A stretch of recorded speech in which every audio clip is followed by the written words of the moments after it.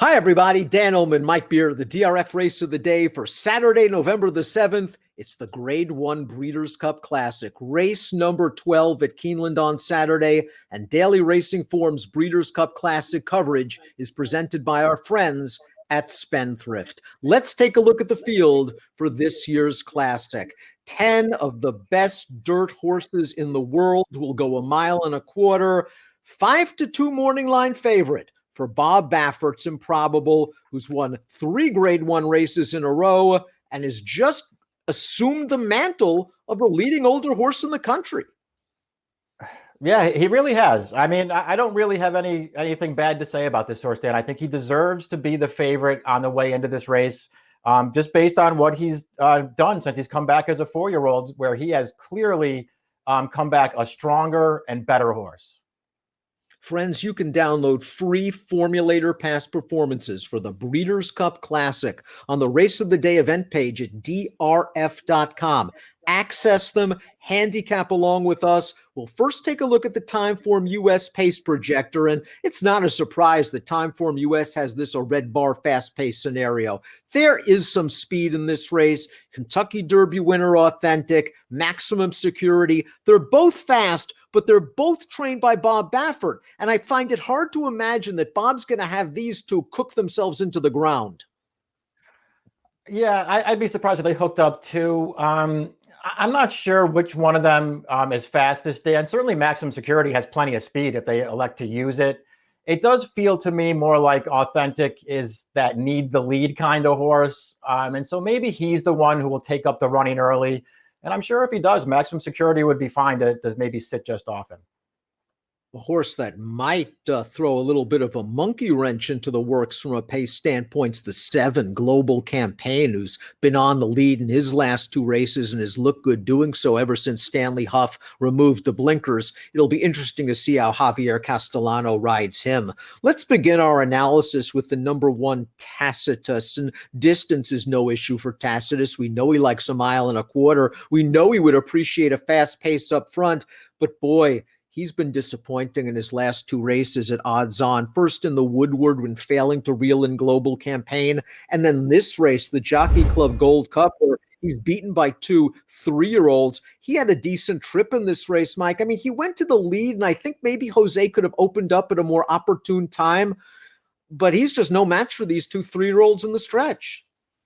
Yeah, I find it impossible to give him an excuse for this race. I mean, I would say that it was a little bit of a clinic in how not to ride a horse who's on the early lead.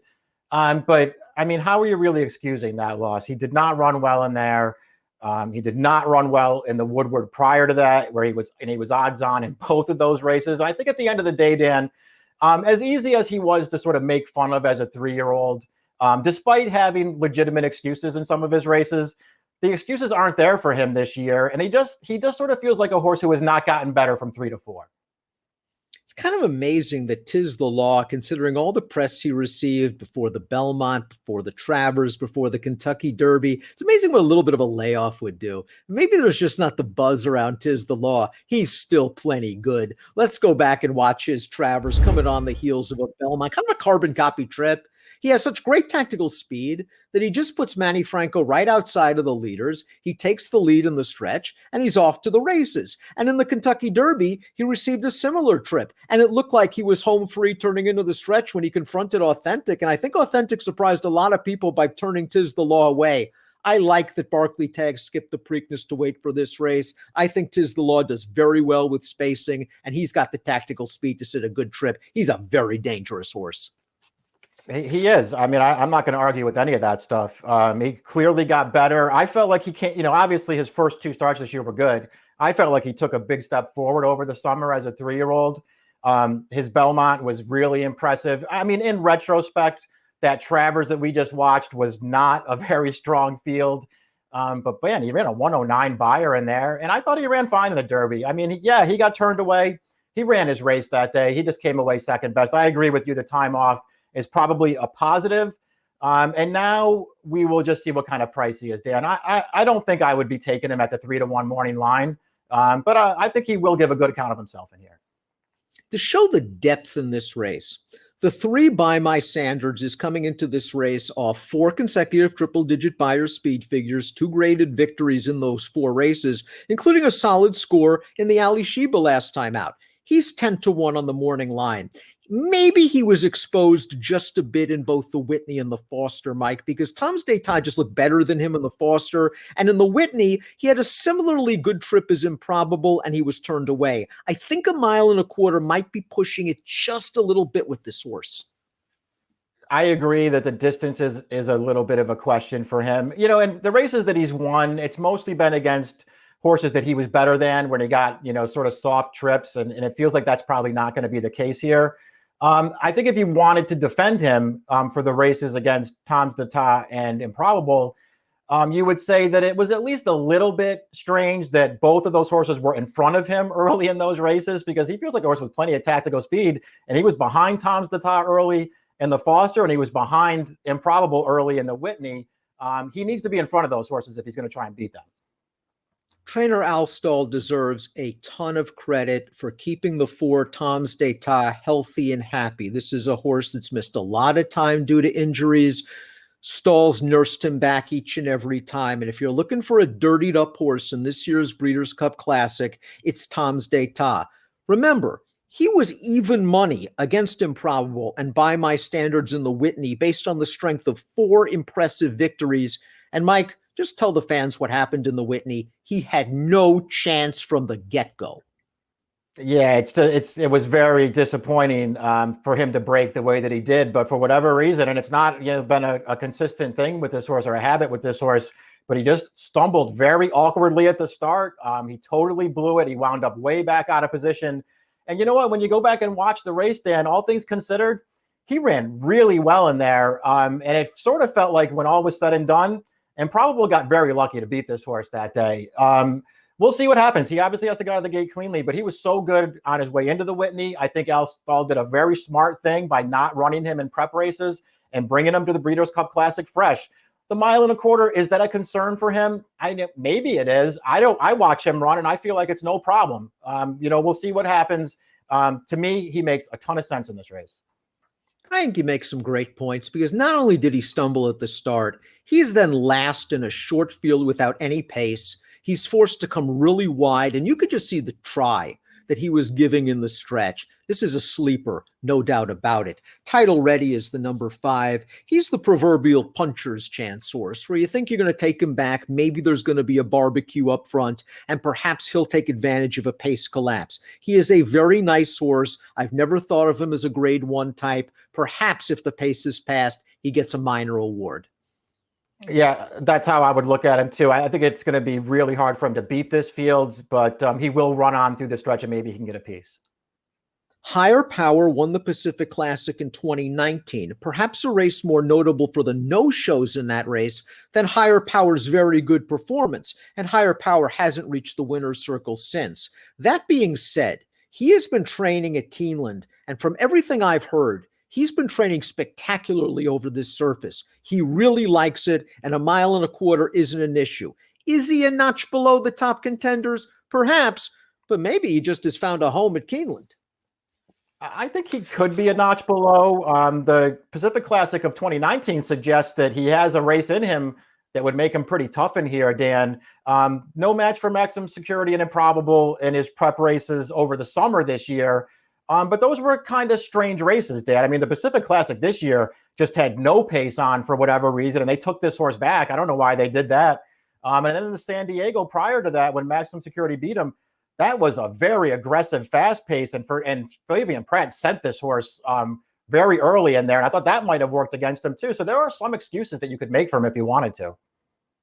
The 7 Global Campaign, like Tom's D'Etat, began his career with a lot of hype, a lot of promise, but unfortunately had his share of physical problems. And like Tom's D'Etat, it appears his connections have finally figured him out and gotten him healthy. 2 wins in a row, including this effort in the Woodward. Now, in the Woodward, he had 2 things going for him.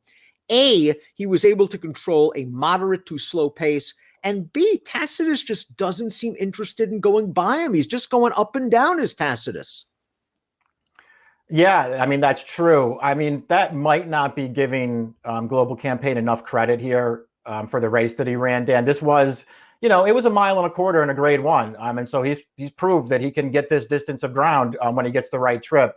So that's a good thing. And he was a horse, going back to his Peter Pan as a 3-year-old. After that race, it felt like he could be a major 3-year-old for the second half of 2019. It just didn't work out for him. And now all of a sudden, he's starting to find himself. He's a little bit of a sleeper in here. Improbable was the beaten favorite in the Derby and Preakness in 2019. He was a problem child behind the gate. He had all sorts of issues. He's matured mentally and physically for Bob Baffert. 3 consecutive Grade 1 wins on the way in, including a score in the Hollywood Gold Cup at a mile and a quarter. Now, some may argue that his last 2 races, he really benefited from circumstances. In the aforementioned Whitney, Tom Staytot, a terrible start. Improbable got a great trip off hopeless long shot Mr. Buff, and was able to just take advantage of that trip. And last time out this race, the Awesome again, there was a wicked pace on tap. Improbable hung back in last. He sweeps by them all to take the lead. We see Maximum Security in the pink uncharacteristically late to change leads. Improbable wins this race very easily, but he did get good setups in his last 2 races. Yeah, that those things are true. And, and I feel like that's important stuff to point out because this is a horse who very clearly, Dan, he's come back more professional as a 4-year-old, and he's a much stronger horse as a 4-year-old. So I'm not taking his chances lightly, but he is the morning line favorite. And at a short price, you're probably supposed to look for reasons maybe not to like him so much, more than reasons to like him. And the reasons not to like him so much in here are exactly what you said. He had the run of the race in the Whitney. He had the run of the race in the Awesome again, and maybe that won't happen this time. I still think he's, in a lot of ways, the right favorite, though. Authentic, the number 9, Maximum Security, the number 10. Well, they finished first in the last 2 runnings of the Kentucky Derby. Authentic won the Derby. It was a race where I think most folks thought a mile and a quarter was a bridge too far after what we saw in the Haskell, a race in which he seemingly had it all sewn up and then got very, very tired late and almost blew it to New York traffic. But in the Derby, he received a brilliant ride from John Velasquez, Mike. I mean, he took a few strides to get going, and then Johnny V just was able to get him to the front, get him to the inside, and that's where this horse is most comfortable. Let's watch the Preakness. Now, in this race, he was outside of 1,000 Words, his uncoupled stablemate, when Robbie Alvarado made a bold and brilliant move to split horses and grab the rail. Now Authentic's in chase mode, and it's quite possible that Authentic isn't as good when he has to pass a horse as he is when he's on the lead. He still ran very well here. Yeah, he did. He ran a good race here. I guess it could be looked at as a little bit of a disappointing loss, but he did run well. I felt like, as well as he ran the Derby, Dan, and obviously all the action there was in the final quarter mile when Tiz the Law took a run at him, and this horse just gamely turned him away. But to me, he won the Derby the first time through the stretch because he broke a little flat-footed. They could have easily denied this horse the lead in there, but nobody wanted it. And so Johnny V took it, and then Authentic did the rest in there. I do like him. I think he's a really good horse. I'm not so sure that there's that much difference between him and Tiz the Law as far as the 3-year-olds go. But it does feel like Authentic needs the lead, and I'm not sure being sent to the front against these older horses is necessarily the best situation for this horse. It sort of makes me not want the 3-year-olds in here, but I respect both of them. I think they're both good horses. Maximum Security's just had a wonderful career. It's a shame that controversy seems to follow him wherever he goes, whether it's him being disqualified at the Kentucky Derby or being trained by the controversial Jason Service. For Baffert, he won the San Diego Handicap. He won the Pacific Classic. They were both rock-solid races. The Awesome, again, was not his best. I wonder if Baffert just simply used that race as a prep, and getting back to a mile and a quarter, we'll see a little bit more speed from him. I don't think he wrests the early lead from Authentic, but I think Louis Saez would be very, very confident sitting second off that horse. I agree, and I do expect him to run better in here. His Awesome, again, was not his best race. But I do expect him to run a better one here. His Pacific Classic, I mean, to me, he's still a pretty tough call, Dan, based on what he's done for Baffert, if only because his Pacific Classic, it was fast, but I mean, he just had all the best of it there, easily to the lead. The pace wasn't fast. Sharp Samurai, who's not really a dirt horse, or at least it doesn't seem like he is, was second all the way around the track. This horse was first all the way around the track. Nobody did anything behind them. And then his San Diego was just a little bit more workmanlike than anything else, right? I mean, that was a pretty fast, aggressive pace.